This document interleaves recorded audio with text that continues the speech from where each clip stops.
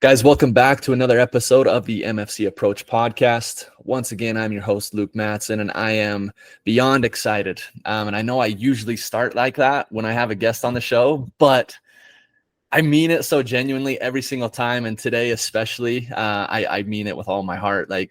Our guest today is Andy Morgan. And I have known about Andy since I really started my business back in January of 2023, and Andy has been foundational in my knowledge and understanding of both fitness and nutrition.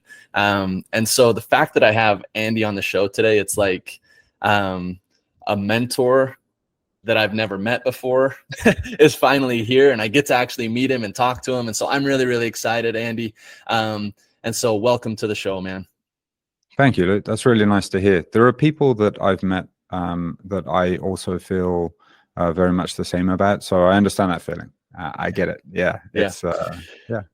That's one of my favorite things about the industry, especially as a trainer. I think the industry as a whole is just very welcoming and encouraging.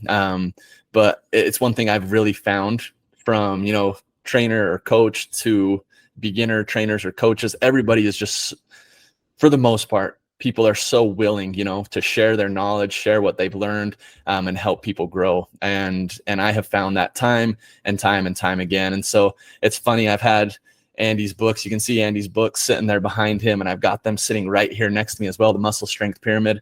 And I don't know, it's just funny because it's like I've had him right here on my desk the whole time, and now I've got him here in person. So anyways, it's like I said, I'm beyond excited. So guys, I'm going to go ahead and give a little intro. Andy, I want the people to know who you are a little bit and understand who you are in the industry. So I first heard about or became familiar with Andy, as I've mentioned, from the books that he co-authored, the Muscle and Strength Pyramid. These books have been foundational in my knowledge and understanding. I'm kind of repeating myself now, but as a coach in both nutrition and fitness. Andy is from Birmingham in the UK and currently resides in Tokyo. Andy is known for his unique style of online coaching and for his no-nonsense nutrition training guides. In the West, he has been working full-time coaching male recreational trainees online since 2011. And in Japan, he is known as the guy behind building AthleteBody.jp, the most trusted nutrition and training site in the country of Japan. The company helps bridge the knowledge gap between Japan and Western fitness industry with a specific eye on personal trainer education. They also recently launched the Japanese version of the nutrition logging app MacroFactor in Japan, which is really cool. I'm trying to remember, Andy, if I knew that MacroFactor, like you have your hand now, like you're an owner of MacroFactor, correct? No. We have, technically it's called a service agreement, where we bring it to market in Japan. All the development stuff is on the side of Greg and Lindsay Knuckles, Rebecca, Corey, the team over there. Okay. Hard. The bringing it to market, using our email lists to get it out to people, our quote unquote influence connections, teaming up with the right people, helping them become brand ambassadors or affiliates, the app store optimization, writing and translating articles and stuff within the app. That's all on us. But no, not an owner. We have a profit share agreement, yeah. But Greg, Lindsay, I consider them very good friends. We've been friends for best part of 10 years now. Cool, that's awesome. Yeah, and I'm not familiar with Lindsay. Is Greg's wife, I'm guessing. That's right. She's awesome. Very familiar with Greg Knuckles, but so this is all we need to say about Lindsay Knuckles. Okay, everybody's heard about the book Atomic Habits, right? Yes. Okay. So Lindsay, before Lindsay worked for James Clear, it was just the two of them, right? Before Lindsay worked for James Clear, there was no Atomic Habits, 20 million copies sold. Okay. After Lindsay worked for James Clear, there is now a book, and it sold 20 million copies. And it's like, hey, Wow. like, I mean, what, you know, correlation, causation. I mean, you know, there's something there, right? Coincidence? Doesn't sound like it. So yeah, I think not. Oh man, that's awesome. Cool. Well, that's good. Yeah, that obviously very well respected in the industry as well. So Macro Factor. I've never used it personally, but I don't doubt that it is, I mean, just the best tracking app in the industry. So it's a good app. It's a good app. Yeah. Cool. Okay. Well, Andy, I kind of want to, give you an opportunity. Is there anything you would add to that intro that I left out, or what do you think?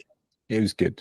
I think for the dear listener, you're interested in a bit about my journey and why I'm here. And so if I may, I'll just give maybe a 60-second introduction on that. Please. Because that informs like where I am and my biases. So yeah, I'm from Birmingham in the UK, not Alabama, as you can probably tell from my accent. And I live in Tokyo, not Japanese, as you can probably tell from my accent. I have been in the industry for 13 years now. I got into training because of frustration with my own physique. I was always very skinny. And it's easy to be skinny and look skinny, especially when you're 6'2", which I am. And I wanted to start training because I didn't want to look like a victim, an easy target in the street. And that came from an experience that I had when I was a kid. Well, I was 15, a kid. I was attacked by a gang, basically, and I had a glass bottle around my head. And that led me to be a little bit scared in my own hometown, which was a new experience to me. I knew to watch my back around my school, which was in the inner city. So that was a fun game of don't get mugged or beaten up each day. But I wasn't used to it in my own town, and that shook me up. So I started going to karate.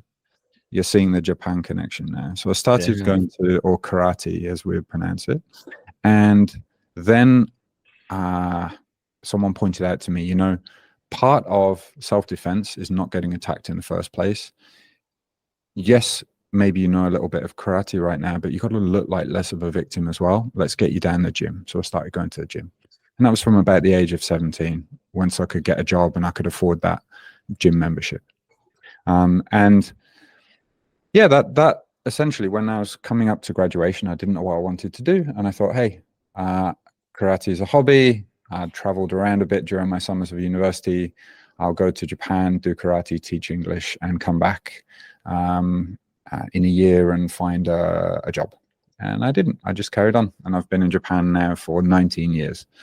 So that's kind of my background.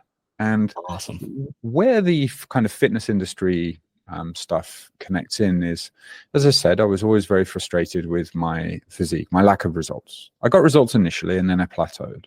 And what I do now, like we specialize, our coaching specializes in helping people who are already looking after their nutrition, already looking after their training. They've already seen results, but now they've plateaued and they don't know what to do. And what happens, it happened to me, probably happened to you. I'm sure it's happened to many of the listeners here. You start training, you do the obvious, right? You do then the less obvious. You see results. You do that with your nutrition as well. You see results and then you plateau. And then you go out to the internet and you ask the internet what you should do. And if you're lucky, you get someone good. If you're like most people, you get what the algorithm serves you, which is a bit of nonsense. And the algorithm serves you that because cutting edge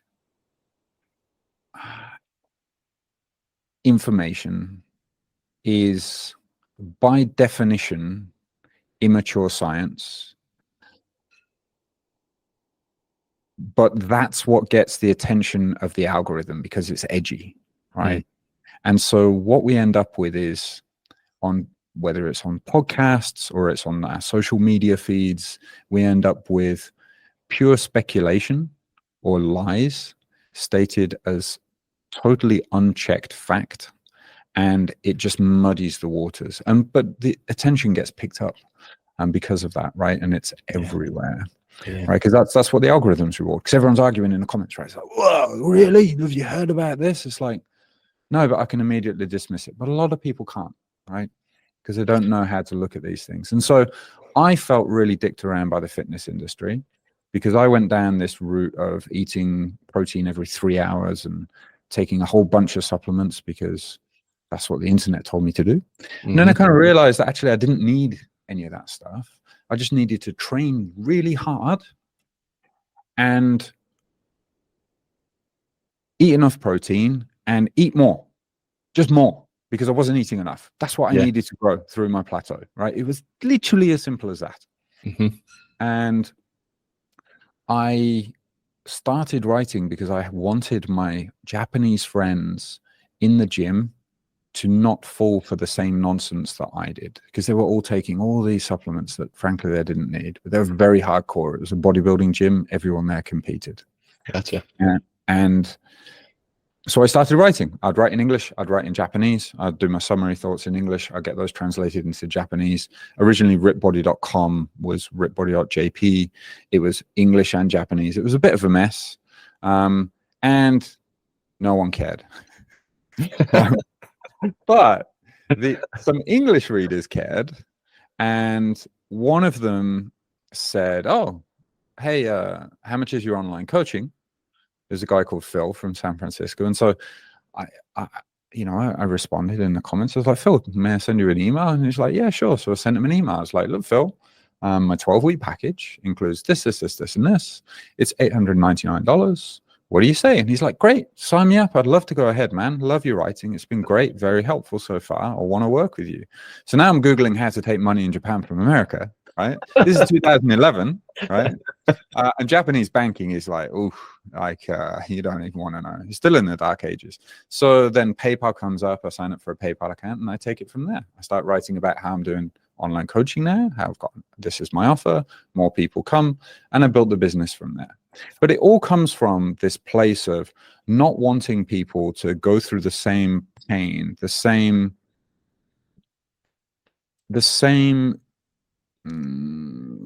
being jerked around by the industry that I did. I just want to help people take the shortcut, which isn't a shortcut. It's just a case of putting in the work in the right places at the right time. Yeah. Which is actually the shortest way to get to where you're trying to go. I didn't want other people to make those same mistakes that I did. So right. Yeah. I love that, Andy. Thank you so much for kind of sharing, like the last, I guess, 13 years of your life. It's been, I wanted to ask how you ended up in Japan. And so it's cool. Like really, ultimately, it just kind of developed from you doing karate as a teenager, right? And then after that, you took a job in Japan and thought you would be there for less than a year and ended up staying for, you said 19 years now? Yeah, 19 years. So crazy. So I'm guessing you're fluent in Japanese? Fluent to let's say a middle school kid level. I can come unstuck with some more technical language, and then I make some grammar mistakes. I'm aware of it. Like, it's not as good as it should be, because for the Japanese business, like, we've got the English business, ripbody.com, but as you mentioned, we've already also got the Japanese business, athletebody.jp, and that does involve me speaking and understanding some Japanese, but the day-to-day running of that is not on me. So Gotcha. It's not really improving. It's kind of stagnated, but hey, it's something to work on. Oh, that's awesome. That's awesome, dude. And I'm sure it's much better than you're leading on to us thinking. But no, I just really appreciate it. And Andy, one of the biggest reasons why I really wanted you to come on the show today was because of some of the things you already touched on. And I love that you shared your personal experience, with being, misled or jerked around, like you said, by the industry. That is, I wish, I had a phone call this morning, a consult call with a potential, future client. And he shared some thoughts and things that he had heard and, had read and stuff like that. And it's so unfortunate that, like you said, the stuff that gets pushed to people who get on the internet to look for help is stuff that usually is not helpful. And that's why, I love your books. I love, your Instagram page. And at the end of this, we'll definitely share, what your Instagram handle is so people can follow you, because again, like having those, I don't know, resources on social media like you. And I mean, some of my other favorites, Lane Norton. I mean, Lane is like the epitome of, no BS. And I love that you really are right there, stride for stride with him in your no nonsense or BS efforts. And so I really, really appreciate, you sharing that and how you have gotten to where you are today. Yeah, I definitely, can relate to some of the things like you mentioned of plateauing here and there. I do feel fortunate in the sense that I don't feel like I've ever been too misled down paths that really, set me back. From time to time, I've hired coaches to do different things with me, from bodybuilding, to powerlifting, to, I mean, now currently, I just hired another coach and mentor just a few months ago, Jeff Hain. I'm not sure if you're familiar with that name, but it's crazy how having a coach who really knows what they're talking about makes all the difference in the world. And the coaches that know what they're talking about are the coaches who are not extreme, or anything like that. And so that's like, man, just if I could give one small piece of well, not really small, but one big piece of information to anybody to apply to things they see on social media, it's like, is it extreme? If it's extreme, it probably isn't true.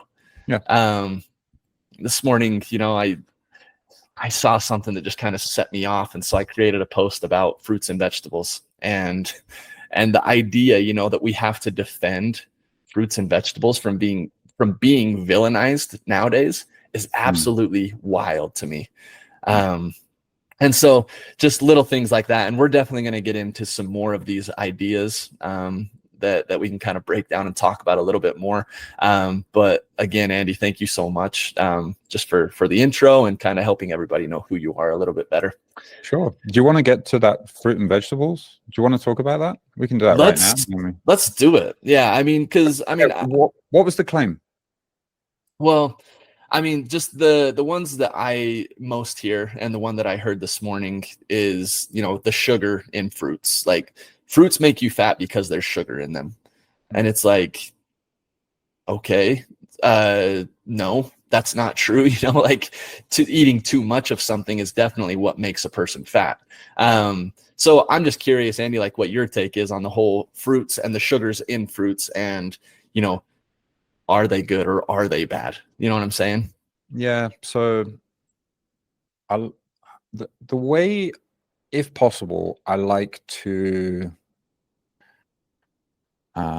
frame certain claims is by looking where they sit on the hierarchy of importance, or the pyramid of importance, if you like. Now, I want you to imagine a pyramid that is a 5-layer cake. And at the very top of that pyramid, we have supplements. These are the least important thing. If you try to put that small supplement layer on the base, it's all going to topple over and fall, right? The foundational layer on there is calories, calorie balance, calories in versus calories out. Then the next important layer is macronutrients. So that's our proteins, carbs, and fats. So really that's kind of where this claim sits. After that, it's going to be micronutrients. And then after that, we're talking about the specifics of meal timing. And then only after that, really supplements, right? So for most people, in fact, for most people who aren't even into fitness, calorie balance is the place where they need to focus their attention. Not really the other things, although the other things can be helpful. All right, let's zoom in. We have fruits. Fruits will make you fat.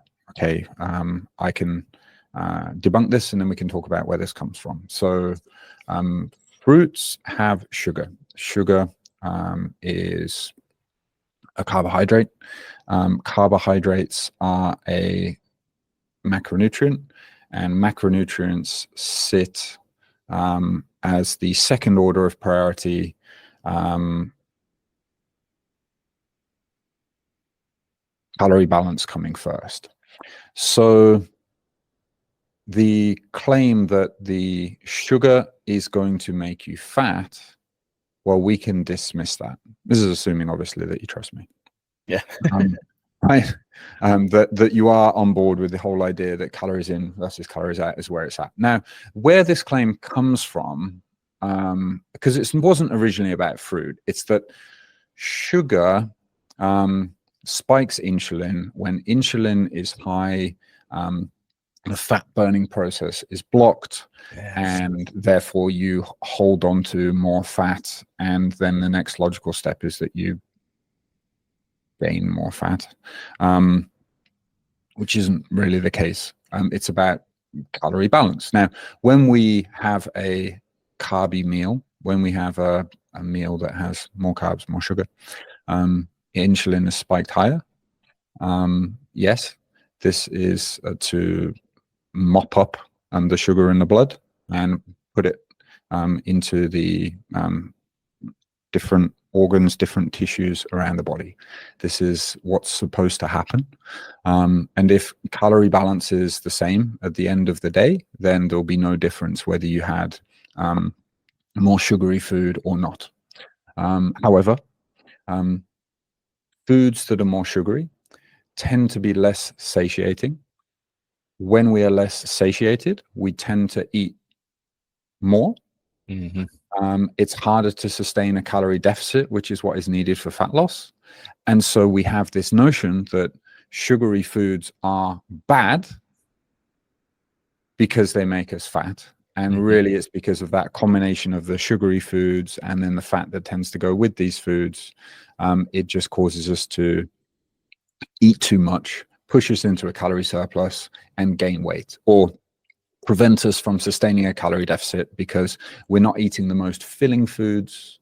We're eating foods that are kind of making it hard to sustain that calorie deficit. Yeah. And so then if you take an extension from that, okay, sugary foods are bad. Sugar is bad. Again, I'm speaking simplistically. I don't think sugary foods are bad per se. It's just too much of them in certain contexts is bad, right? If I'm working with, let's say, a cyclist, right, who an endurance legit athlete cyclist, they are going to need to have some very sugary foods in their diet in order to get enough calories in, right? Context is super important. But okay, so it goes from sugary foods in too high quantities at the wrong times are bad, to sugary foods are bad, to sugar is bad, to fruits have sugar in them, to fucking hell, fruits are bad, got to avoid fruit, right? And it's like, well, this just doesn't hold up. Like, yeah, it doesn't hold up from your logic test. Like, do you know anybody that got fat from eating too much fruit? That's exactly what I was thinking, is like, show me the person that got fat from eating fruit. Right. And they don't exist. The reason we don't get fat from eating fruit is because mainly the calorie density of fruit is pretty low. Mm-hmm. So it's quite filling. Depending on the fruit, there's quite a lot of fiber. Mm-hmm. And if we were to push our fruit consumption really, really high, the body would just rebel because we'd be on the toilet all the time, right? So it's simply not a concern. It's just kind of the false logic chain evolution there, that has developed, so that's kind of where that's come from. But remember, it captures the attention. It's like, oh, Yep. shit, Yep. fruit is bad, right? It captures the attention. Why? Because it's the exact opposite of what we've been told. Yeah. Yeah. So. Yeah. And I mean, once again, kind of speaking to capturing the attention, it's like, that's why you see all these, influencers now in supermarkets holding, these foods that we've always, held in such high standards, like apples and bananas and broccoli and all of these things. It's like, I don't know. My personal favorite is Paul Saladino when he says broccoli is bullshit and here's why. And it's like, please tell us why. Tell us why broccoli is bad for us, please. That's exactly what we all need to hear right now. We're all eating too much broccoli. So, anyways, I appreciate that. So, one thing, Andy, that I thought of while you were kind of talking about that was like the label of good and bad, right? When it comes to foods, and I would be curious to know how you kind of approach this with some of your clients. I know most of your clients are pretty experienced, but when I'm starting out with somebody relatively new, one of the first things I try to help them understand is that there are no good and bad foods. There's more nutritious foods than others. But really I push the idea, that there are no good or bad foods. And I'm curious, like, where do you stand on that? Would you agree with that or would you push back on that? Yeah, I agree with that. It just depends on context. Like there could be a bad food for you, for what you are trying to do right now. So let's take a client of mine, Dave. Now we have already dialed in his calories. His adherence is pretty good. He's a very committed dude. And he's eating the same number of calories each day, actually. I've given him a minimum protein target. It's about 160 grams. The way he hits that, he likes to train first thing in the morning. That's before the kids can come and grab him, and then checks his work email, and then shit, it's over, right? Because he can't find the motivation consistently enough after work because, he wants to get home, see his kids, see the wife, and he feels bad taking time away from family, right? So first thing in the morning, right? It starts by going to bed early enough. First thing in the morning, gets up, slams a protein shake, hits the gym, gets that done quickly, ideally in under an hour, comes back home, showers, change, off to work. Or maybe does some stuff with the kids, right? Then off to work, which may be the office room. It may be actually going to work. Doesn't really matter. But like for breakfast, it's pretty much he's having a protein shake, skipping it. Not all clients, but this client specifically. For lunch, he's having a large chicken salad. And for dinner, he's having the family meal, but of a portion that is going to still allow him to keep to his calorie budget. So he's not asking his wife to adjust the meal for him. He's just taking enough, the right amount, which isn't the amount that he would need if he were currently looking to maintain his weight or gain weight. He's currently in a dieting phase. Okay. Right. So, and then if that meal that loving wife cooks, and look, this is his specific situation, right? I'm not saying that's how things should be. This is the situation he's in. That's how they divide family responsibilities. Cool. Then what he does is he just sticks another chicken breast in the air fryer. Boom. That's another 50 grams of protein. Happy days, right? Doesn't have to mess with the family dynamic there, right? Now, Dave's problem is that he's having trouble sticking to his calorie deficit. He's yes, I said he's been very good with adhering, but his hunger, his irritability is going up, right? Why is that? Let's dig in. It's like, oh, well, actually, he's having, for him, it's not a food, it's a drink. He's having a couple of whiskeys every night to quote unquote unwind. Now, what that is doing, because he's not getting them from a bar, he's getting them from his bar, and he's doing some nice free pours, right? So what ends up happening is that he's not just having a single shot, like an ounce, like 30 mil, which is going to be about 80 calories, right? He's probably having an ounce and a half, right? So boom, there's 120 calories. And he's having a couple of them, so that's 240 calories. So 240 calories that he's actually logging as 160 calories. So as a misestimation, correlation there, but whatever. So he's spending 240 calories on liquid that is not going to fill him up, that is not going to give him any energy, that is potentially going to interfere a little bit with his sleep and then cause further irritability or fogginess during the next day, but consistently so. He's spending those calories on something that is not serving him.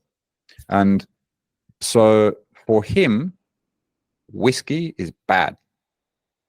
Specifically, Bulleit rye, is it? Bulleit rye, Bulleit bourbon. That's bad, right? That's his thing. That's bad, right? Yeah. When he's cutting. So it's all contextual, right? He needs to avoid that shit. He only has it on special occasions, right? Just get it out the house, right? In that context, it's bad. But are there any good and bad foods? Nah. Gotcha. I like that. I appreciate that a lot too.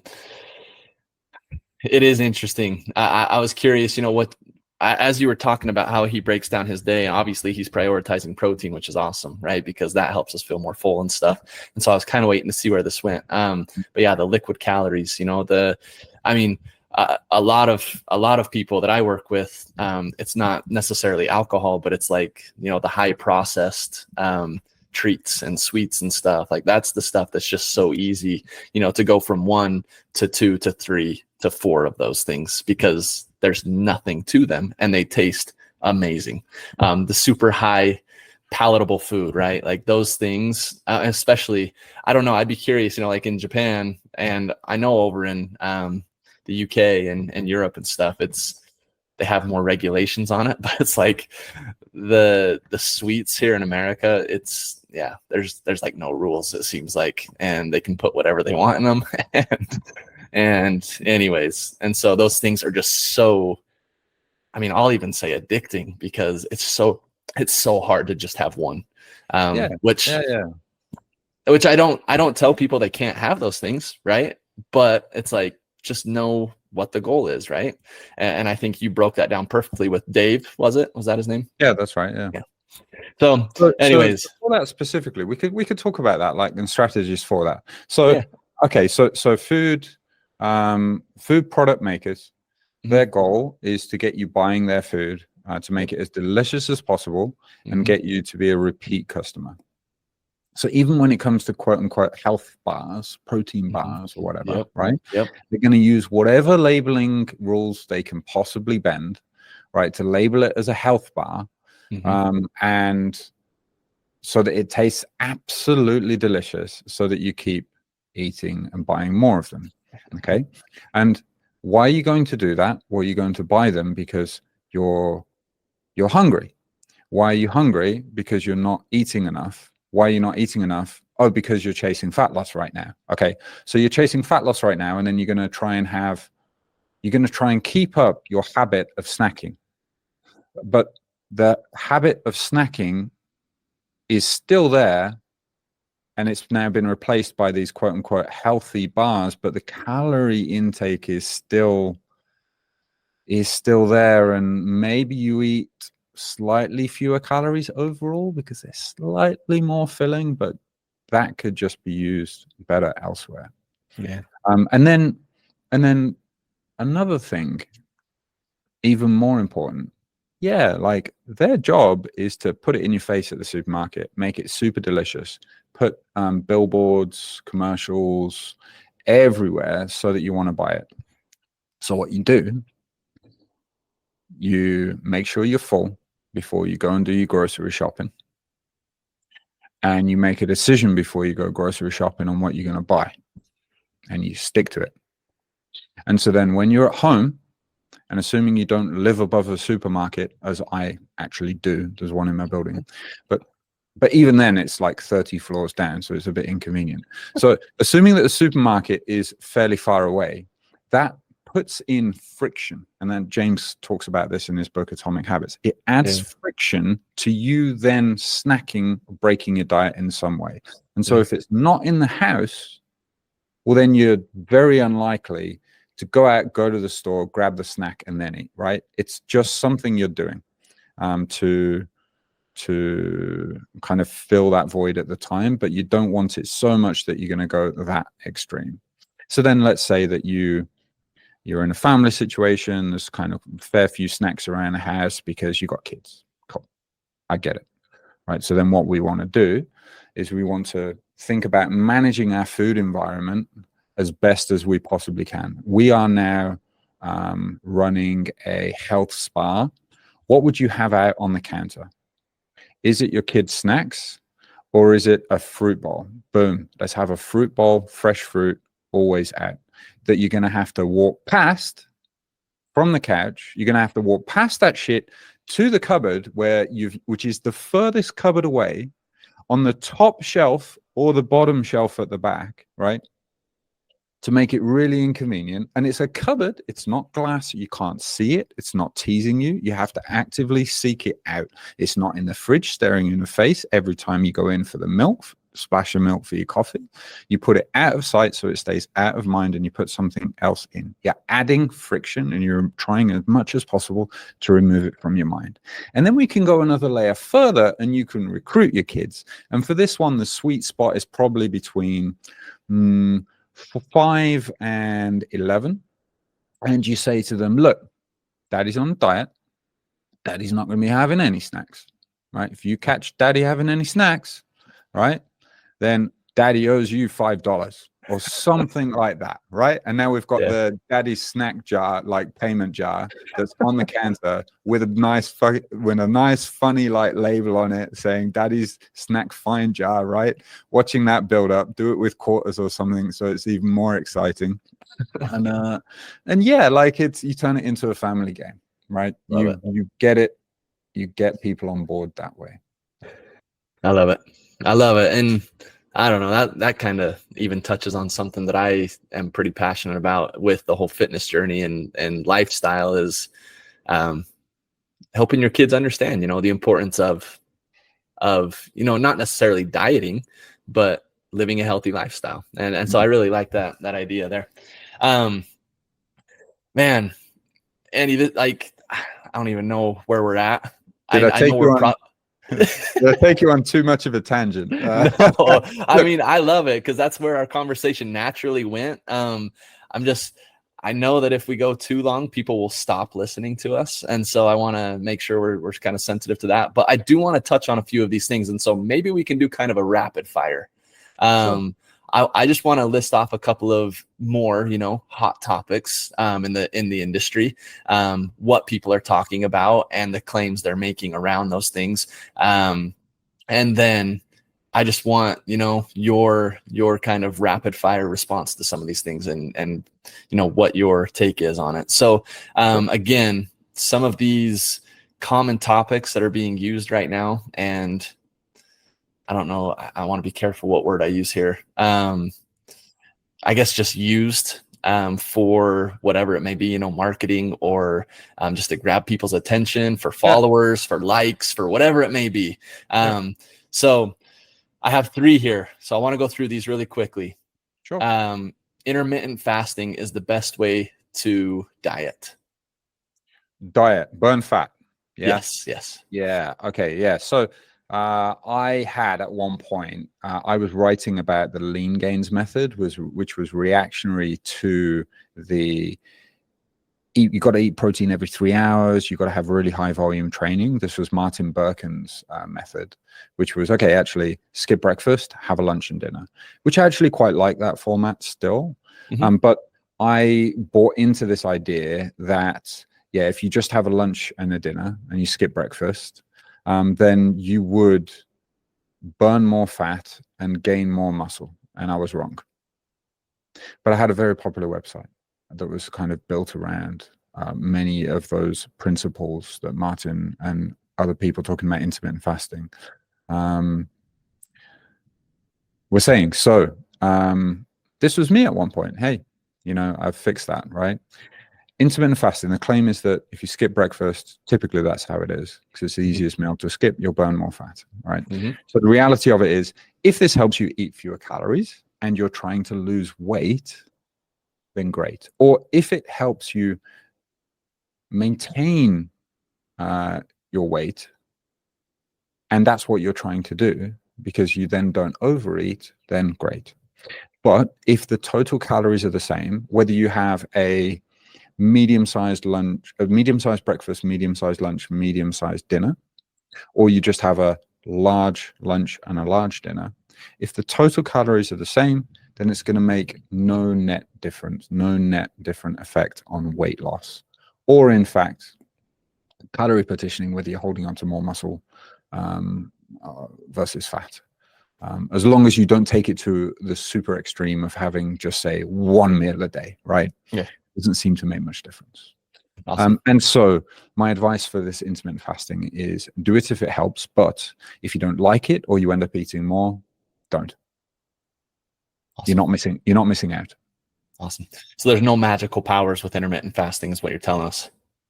Essentially, yes. And then people are going to insert words like autophagy, like living long and cleansing the system, and I don't know, like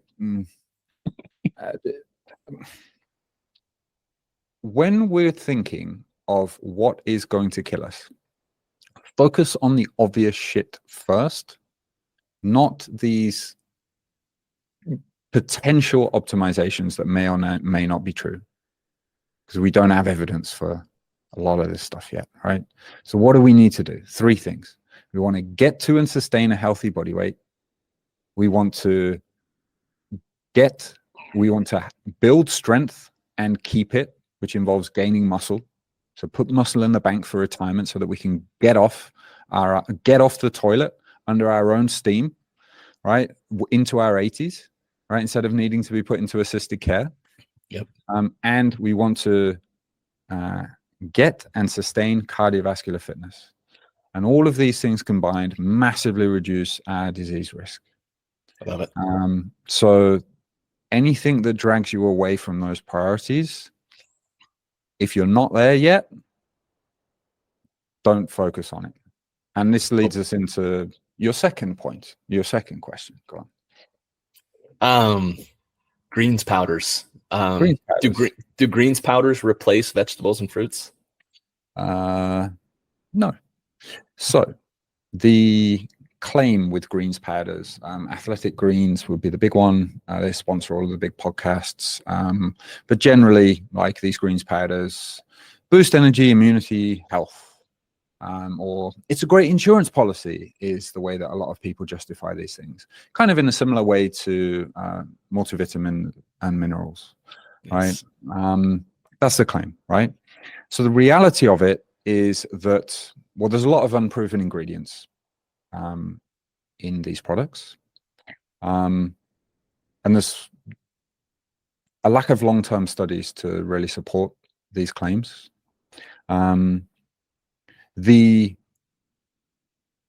product, the content that is proven, so the multivitamins and minerals that are within these products, right, that we know that we need, unfortunately, there is a lack of any long-term research showing any clear benefits to this when supplemented.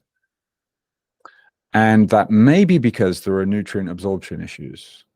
And whole foods are just way, way better, and whole foods confer better benefits. And then the other thing is, some of these multivitamins and minerals, they don't have nutrient absorption issues, and there is the potential for excess intake leading to health issues. Right? So too much is an actual thing, right? We don't get bonus health points. This isn't a game of Mario. We don't get bonus health points for consuming more micronutrients than we need. And of course, they're expensive, right? Athletic Greens would be $79 a month if you have it on subscription. Now, what would I recommend?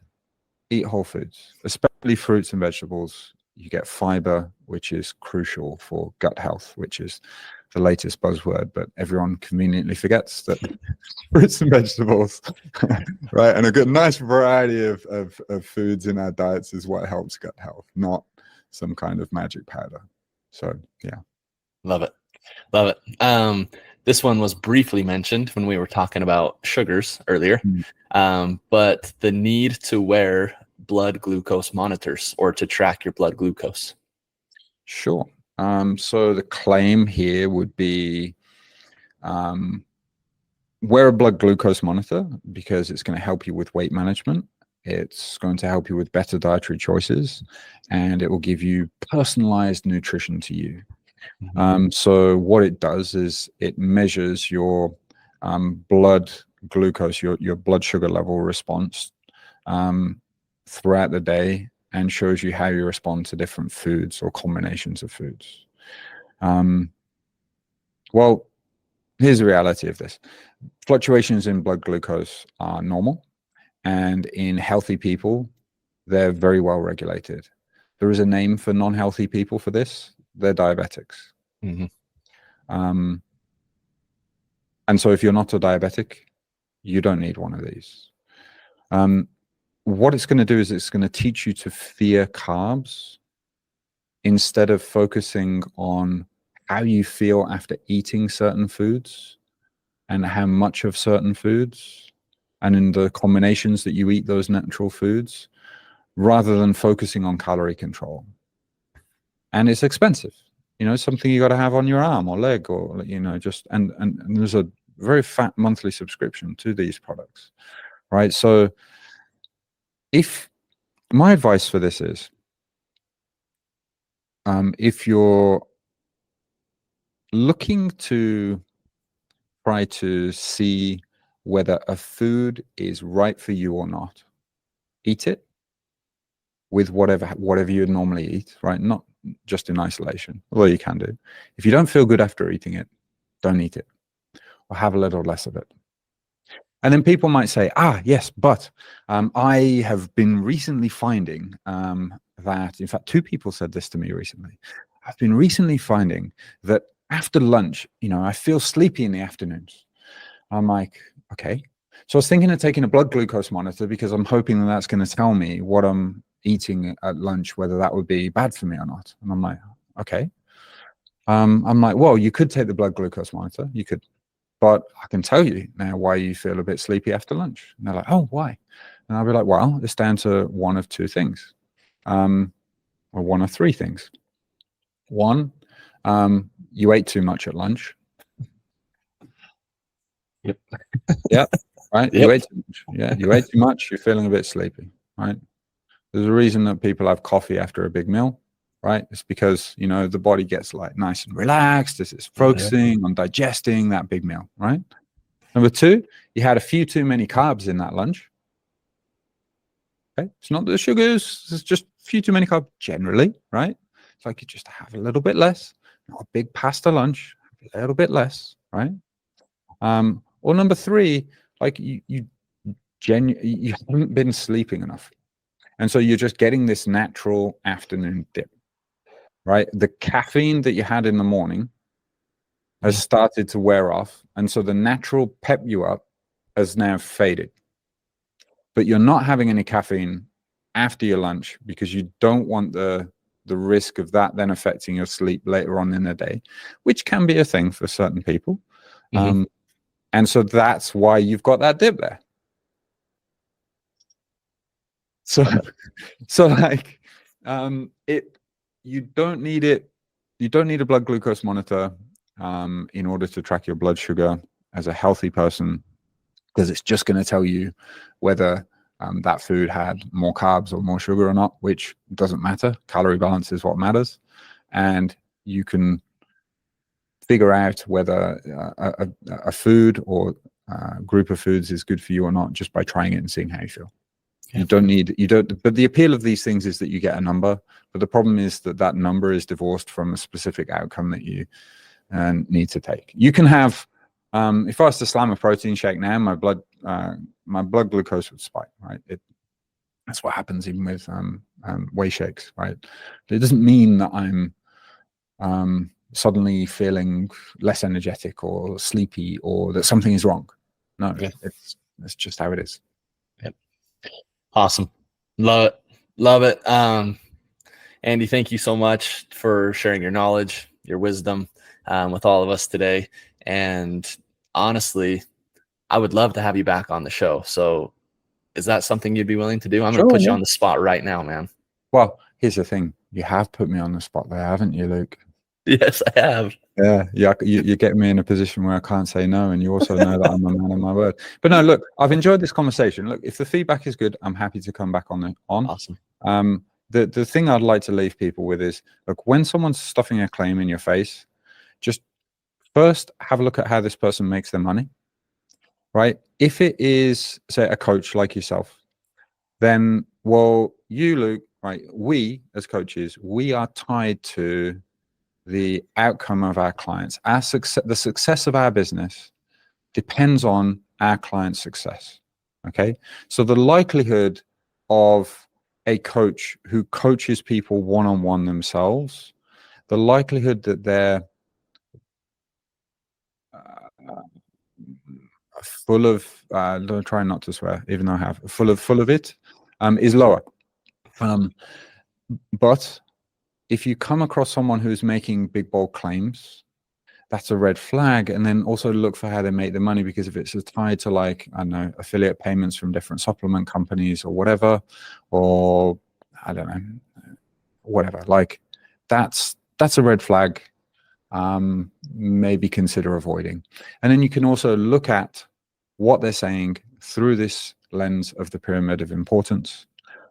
When it comes to the intermittent fasting, this would be putting meal timing above calorie balance in terms of the hierarchy of importance. That's wrong.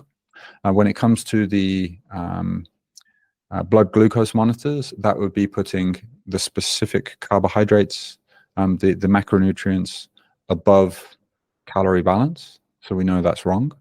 And then the other one was, remind me. Greens powders. Greens powders. This is putting a supplement above micronutrients, which comes in that third layer, which was from fruits and vegetables, and also calorie balance and macronutrients. So that's wrong, right? That's not the answer. So you can look at it through that filter, really. That's what I'd encourage people to do. So yeah, I love it. So, yeah. I love the way you've broken that down too in the pyramid, Andy. It makes it super easy to understand. Guys, again, if you're somebody who is just looking to gain a more solid foundation when it comes to nutrition and fitness, please look into the Muscle and Strength Pyramid books. They are sold on Amazon, correct, Andy? Yep. And they are very reasonably priced. You guys just had an update, right? Is it the third edition now, or? We are working on those, but they're not going to be out for about 6 months. Okay. It's going to be a while. However, if I look, Amazon does random sales. Okay. I was just seeing if they're on sale right now. No, they're not. They're $47. Yeah. It's well worth it. It's well worth it. So guys, seriously, if you're somebody just looking and wanting to understand, with no nonsense or BS added in to the basics of nutrition and fitness, then these seriously are some of the best books you can buy. Andy and his colleagues that wrote the book with him are very, very knowledgeable and well respected in the industry. So please check them out. But Andy, again, thank you so much for being here. Why don't you tell everybody what your Instagram handle is so they can follow you? I prefer to tell people the website. So Okay. Andy_RipBody is my Instagram. However, the good stuff, frankly, is on the website, and that's ripbody.com. Everything on there is free. Yes, you can buy some of my books. Cool. I don't care if you do. Some people will. That will keep me in fresh undies. The people will buy coaching. It doesn't have to be you. I don't care if you specifically, dear listener, do. I'm just very happy if you read my articles, find a benefit. If you have any questions, ask me there. The getting passively educated through Instagram, if you're trying to solve a problem or take something to the next level, that's probably not going to get you there. I would encourage you to dig a little deeper in an organized fashion. And that's what I've tried to do with the website. So awesome. Yeah. Awesome. Okay. Well, Andy, thanks again, man. Really appreciate you being here. And yeah, We'll do it if again. it works in the future, I would love to have it happen. So Yeah, man, thank you absolutely. so much. Absolutely. Look, yeah. Thank you Okay. for having me on. Awesome. Thank you guys for listening. For now, apply the things we've talked about, guys. Look for the no nonsense information and gain a solid foundation of nutrition and fitness, and yeah, just unlock your full potential. That truly is the goal, and doing that through your physical fitness truly is one of the lowest hanging fruits I believe you can accomplish. It affects everything else in your life, and so guys, please reach out to me or Andy. I know Andy's very active on Instagram and would love to answer any questions you might have, but DM us and we will do whatever we can to support you and help you on your journey. So thanks for listening, guys. We'll talk to you next time.